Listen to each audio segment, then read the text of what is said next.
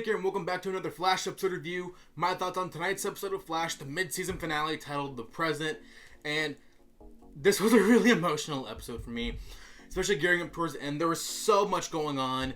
You know, we're still dealing with the reveal of Julian as Alchemy. We're dealing with, Jay Garrick coming in and helping Barry battle Savitar, and the team trying to find out more about Savitar and who he is. It's Christmas time, so it's a very emotional time for Cisco. And this episode just had a lot going on. And honestly, I thought this episode, last week's crossover episode, I think were two of the strongest episodes this season. Because this season's been okay. It has been great. It seems like there are certain episodes where they're like rushing certain things. Like, it seems like they're rushing the Killer Frost storyline a bit initially, and then rushing Wally's storyline a little bit. When it's like, you guys have like a whole 23 episode season. You guys don't need to rush everything at once. But at the same time, I do like what we're seeing with Wally. I do like what we're seeing with Caitlyn.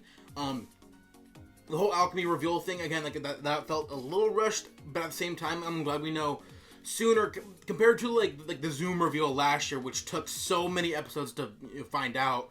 And then, in this season, they gave us a reveal of Alchemy. Yes, we still don't quite know who Savitar is, but Alchemy, he was teased as the big bad of the season starting out, and finding out that he is Julian, again, shocker. But, I do like, despite my issue with some of the episodes in the season being too filler episode, or too much of a filler episode and not enough focus on the story, and then they're like rushing certain aspects of it, I do like how this episode, everything's kind of came to a point. We had, Barry going to Earth 3 to get Jay Garrick, and I love that scene in Earth 3 where Barry goes there and, Jay's trying to capture Mark Hamill's Trickster, who's very... this version of the Trickster is very Joker-esque, so that's where, like, a lot of people, like, they might as well have called that version of the Trickster the Joker. And it's totally fair, because, like, that's about as close as to a live-action Mark Hamill Joker as we're ever going to get. And I just thought it was kind of funny, because, like, we haven't seen Mark Hamill's Trickster since last Christmas, and it was funny that they brought him back just for the one moment. I think it was cool that, we finally got an episode where Jay Garrick fought, or where John Leslie Shipp's character fought with Mark Hamill's Trickster. Again, going back to, this show kind of honoring the original Flash show with John Wesley Shipp as Barry Allen. So obviously they're paying homage to that, so I did like seeing that. And I thought it was just a cool little bit nonetheless. And then Barry coming in, he's like, "Did you really have to come here to stop my Trickster?" And I just thought it was funny. And of course, seeing Mark Hamill, even though it was just for like a couple minutes, I still think it's cool nonetheless, because Mark Hamill is one of the coolest guys to ever even touch DC projects, especially with his voice work as the Joker and his work as the Trickster. It's cool seeing him. And I feel like Jay Garrick, he's playing the role that I would want him to play in the Flash's life, even though he's not from this main Earth as I originally wanted him to be, because in the comics, for a while he was the first Flash on the main Earth, and then Barry Allen came later, and they shared a timeline, and now the show kind of being all over the place and honoring some aspects of the comics and not honoring some aspects of the comics, having Jay Garrick and this being the true Jay Garrick coming from Earth 3 it sucks sometimes, but in this episode I liked him having that mentor role that Jay Garrick has with Barry in the comics, because of course Jay Garrick he was the first Flash in the comics, so seeing him and his relationship with Barry and his dynamic with Barry throughout this episode, it is weird because you have to forget that this isn't Barry's dad he's talking to anymore. It's Jay Garrick, and seeing John Wesley Shipp, as cool as it is seeing Jay Garrick, it is a little sad that he's not playing Henry Allen anymore, since Henry Allen was killed by Zoom last season. So seeing him having this dynamic, while in some ways similar to Barry's dynamic with his dad, but also different in that they're focusing more on, like the mission at hand, which is, finding out more who Savitar is. And to Jay, Savitar is a Speed Force myth. Like, he hadn't seen him, but and Jay kind of teased that he's known other speedsters. So I would love, and I'm not saying that an episode focus on that, but I'd like to see more of what Jay knows, and hopefully, we'll see a lot more of Jay in the coming season, or the coming episodes this season. More than likely not. I mean, we'll see, because there are already so many speedsters this season, between Jay, Jesse Quick, and now Wally finally becoming Kid Flash. Something that, again, it was a little quick. Well, between the time between Wally getting his powers and becoming Kid Flash, it was quick, but they've been teasing it for so long now, ever since like towards the end of last season. So I don't know. I'm just gonna move on from that. And there are so many like cool, like, emotional beats in this episode because you got everything that was going on with Cisco and it's his first Christmas without Dante, and then Salvatore kind of took advantage of him and he took advantage of his grief for his brother to kind of trick Cisco into opening that box to release Salvatore. And in that moment, I mean, I really hated Salvatore. Because if you guys have been watching my Flash reviews for any period of time, you guys know that, I relate so heavily to the show, especially with Barry's loss of his mom, because, I lost my own mom. So when Cisco was, seeing the figment of Dante and seeing his reaction to it, he didn't want to think it was real, and a part of me was like, Cisco, come on, you're better than this. But at the same time, it's like, if I saw my mom right in front of me, I wouldn't be thinking clearly. So in that moment, I felt for Cisco, but then I hated Salvatore even more because he manipulated Cisco and used his grief against him. And I think I felt bad for Cisco.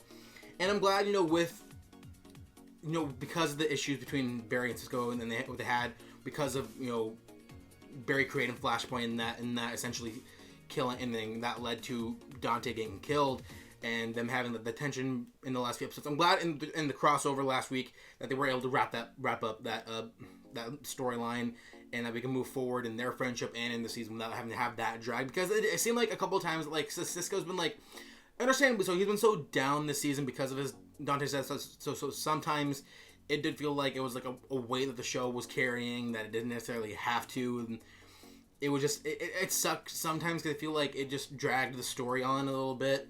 But I'm glad, he can feel grief. I'm not saying he doesn't have a right to, be depressed or be sad. I'm just saying I like seeing more of the Cisco that we've come to know and love, and seeing him happier, and he can still deal with this grief. I'm not saying he can't. I'm just saying I want to see happier Cisco. I don't mean to offend anyone, especially coming from a guy who's lost his mom. Like, I know, like, it wasn't exactly easy for me to deal with that, but I do like seeing a happier Cisco. That's my point. What else is there? And I liked, going back to the emotional beats that I was talking about earlier, Barry and Iris' relationship is honestly becoming one of my favorite aspects of the show because they're not focusing too much on it. They're giving the fans, of Barry and Iris' relationship, like the West Allen fandom, if you want, just because that's what they're called. And I've been, a fan of them, their ship, and them being together for a really long time now. And I've been a fan of Iris West for a really long time now. And not so much initially when the show first started, but she really came around, and seeing them together, because like much like to me, like with Clark Kent and Lois Lane, I feel like Barry and Iris are like one of the quintessential DC couples, like up there with Clark Kent and Lois Lane and Green Arrow and Black Canary, because Iris West in the show they have established that that's Barry's rock, and she's everything to him. She's his future. She's like what grounds him and what kind of drives him to be the Flash. And seeing them just in a normal and healthy relationship, and I look at this and I'm like, see, this is everything that Oliver and Felicity's relationship, if they were going to do an Arrow, that's what it should have been.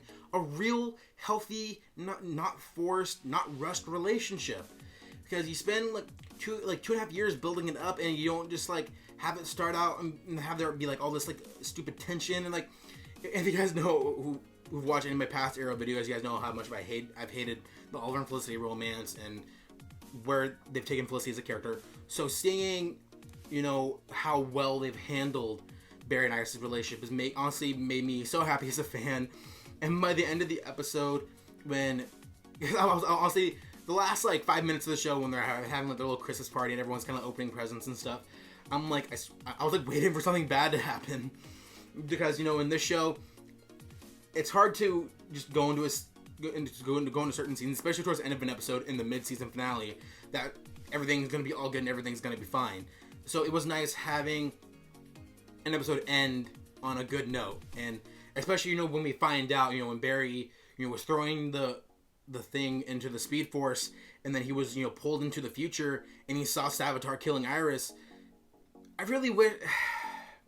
I know it's gonna create another story conflict, and with him keeping that secret from the team, and it's like, stop.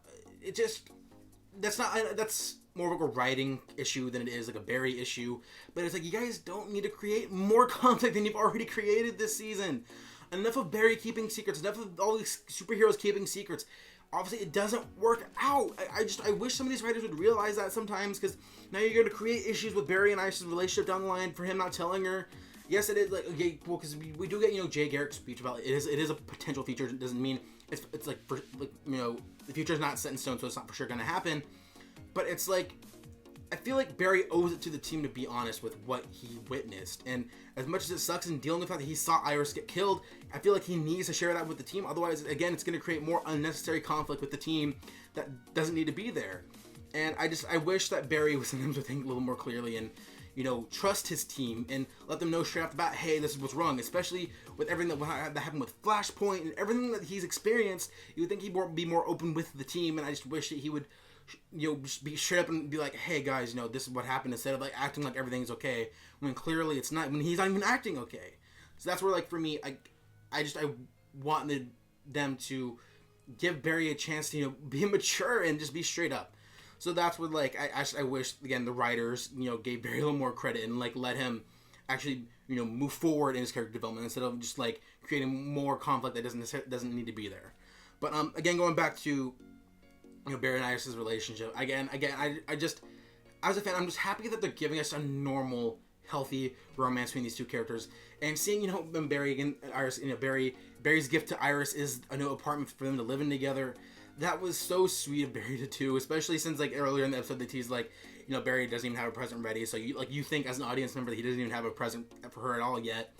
But then you find out he has an apartment for them to live together. And you can say that some people might think like, oh, that's rushing in their relationship, but it's like, they've known each other their entire lives. He's been in love with her for years. She's been in love with him for a decent amount of time now too. So that's where, like, they, you know, their relationship is still young, but at the same time, it's almost not, because there's so much history between the two of them and their feelings for each other, and then the fact they grew up together. And Barry's always been in love with Iris, and just, it's so nice being able, again, to see a healthy couple, and for Barry to do something like that for Iris, you know, even when he thinks she's gonna get killed down the line. I did like that moment, and it was a really nice way to end the episode on a positive note. And I'm not gonna lie, I teared up a little bit. And as a fan of, you know, West Allen, I was really satisfied with that ending. And I really, really, really hope that they don't kill off Iris. I mean, the show can. I mean, nothing but these shows that, like, they can honor the comics, but then, like I said earlier, but then they also don't honor the comics. So if they kill off Iris, they better. I'm just saying that they better not. Is all I'm gonna say. Because when they killed off Laura Lance on Arrow, it's like you're killing off one of the most iconic DC characters of all time, and it's like, I don't want them to make that same mistake with the Flash and lose a lot of viewers by doing that. And of course, them showing us this so early on, it gives Barry a chance to, you know, prevent that timeline or prevent that future from happening. So I do like, you know, that more than likely means that she's not gonna die, but I'm a little worried, especially with some of these, you know, these CW writers, that because they make mistakes sometimes in their decisions for certain characters. So I really hope that they don't go there. And one thing that I really liked about this episode too is, you know, when we found out that Julian was alchemy, you know, we find out that he was alchemy, but he wasn't alchemy by choice, and that, you know, Savitar, you know, forced him to be alchemy, and he doesn't even, like, Julian has no memory of being alchemy and stuff. Like when we find out the history of the Philosopher's Stone and all that stuff, and I think that's, of all things, because of course, you know, we all know that, you know, the actor who plays Julian played Draco Malfoy in the Harry Potter franchise, and the Philosopher's Stone, for those of you who don't know, for any, like, you know, American fans of Harry Potter, you know, Harry Potter and the Sorcerer's Stone for everywhere outside of the U.S. is called Harry Potter and the Philosopher's Stone, not the Sorcerer. So that's where it's like, obviously, that's a huge nod to, you know, Tom Felton's time as Draco Malfoy in the Harry Potter movies. So for those of you who don't know, that was a huge Easter egg for those fans, and I thought it was a cool little fan moment that for us to experience. But I do like how by the end of the episode, because of, you know, Barry revealing himself as the Flash, allowed Julian to, you know, kind of start slowly overcome his issues with, you know, being controlled by Savitar. And for the first time so far this season, we've seen Julian kind of, you know, feel at ease with Barry, because we know they haven't liked each other at all this season. And I did like, you know, with that, with everything going on, that Julian does end up trusting the team, and he does end up trusting Barry. So I do like, again, there's more character development in the character, and I'm excited to see what they do with him. But at the same time, Barry cannot keep his secret. At this point, is it even a secret anymore? He literally tells everyone that he's the Flash, and it's getting so like, that's the thing about these writers, and then the writers of Arrow. It's like it's like the thing of them having the secret is like pointless now. It's like, because you tell pretty much anyone. So that's where it's like, to me, it's like that was like a negative, because I'm tired of just Barry being like, oh, we might need you, so hey, I'm the Flash. It's like, it's just infuriating sometimes, because they do that so often, to the point where it's like, again, it's like not even a secret anymore, because like the whole world might as well know. But yeah, what else? I did like a lot of the action sequences in this episode. You know, all the fights between the Speedsters and Savitar. You know, that initial fight between, you know, Jay and Savitar, as Barry was trying to, you know, stop Alchemy initially before they captured Julian, and you know, the fight between, you know, Barry and Savitar after Cisco kind of, you know, brought him out of that box, and you know, Wally joined in and helped him. And I can understand, you know, because there's been the tension of, you know, why, you know, like you know, Iris and Joe don't want Wally to be trained because they don't want to put him in danger. But at the same time, it's like, he's gonna have this power. He's you guys know from another time that he's gonna, you know, he had powers and he was a hero, so you can't exactly stop that from happening. And by the end of the episode, I think it was a little rushed, but you know, it still, to me, it was a nice moment for Wally to kind of get the suit, you know, to get his Kid Flash suit. But at the same time, like, that suit did look kind of cheap, and it looked like a motorcycle jacket, not gonna lie. That's the thing about these superhero costumes on the CW, because I think it's like they're all just like a ton of leather. That's like everything. Oh, you're a hero, here's some leather. Oh, you're a hero, here's some more leather. It's like, I feel like the suits aren't always made, you know, practically. And that's the thing about, like, with Barry's suit, I feel like they've updated the suit since they first, you know, had him on the show, or maybe when they first had him in the suit, that it's not as much leather as it was, and that's more than likely going to be the case with Wally's suit. But overall, I did like this episode a lot. There were some moments, you know, with Caitlin that I did enjoy. I really hope they're not, you know, teasing a relationship between her and Julian, because I'm tired of the way they write Caitlin and her just being being a love interest for one of the other male characters in the show. I'm tired of it. We don't need it. Focus on her and her storyline with Killer Frost and dealing with that. Don't make her be in another stupid romance. I know, again, it was just a tease, but knowing these writers, that's more than likely where they're gonna go, especially with the way they kind of teased the scene between her and Julian. I just don't want that. But I did like, you know, her moment. One line that I thought was hilarious, when they're talking about Savitar and Alchemy, and they're like, and she like mentioned, I can't remember the line like word for word, but the way she mentioned that, like, every other villain that they faced, you know, was a person who tried to be a friend and then ended up turning on them. And of course, that's been like the theme of, like, you know, first season and second season. So that's why, like, I'm glad they're not doing that this season. And that's where it's like, at the same time, I still kind of struggle with the fact, like, I still don't know if I can trust Julian, you know? So I really hope he doesn't turn on the team, and I am hoping for, you know, a really good season. I thought this was a really good mid-season finale. And yeah, so I think with that being said, that's going to be it for me. So if you guys like what you see here, hit subscribe below. I will be reviewing mid-season finales for Arrow and Legend of Tomorrow this week if you guys want to check those videos out, as well as my review of the 4-way crossover from last week if you guys haven't checked that out yet, as well as the other videos I put up on my channel every week. Thank you guys for watching, and until next time, have a good one.